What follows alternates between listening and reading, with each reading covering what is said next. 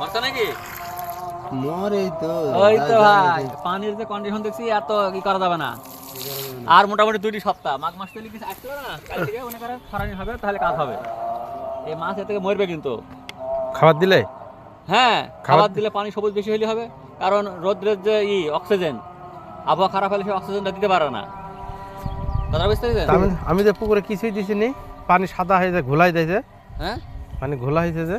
পানি ঘোলা, খাদ্যের পরিমাণ বেশি আছে মনে হয় না? খাদ্য নাই, খাদ্যই খাদ্য নাই। যদি না থাকে তাহলে তো মাছ কম মরবে। চুন দিবেন ভাই, চুন দিয়ে তো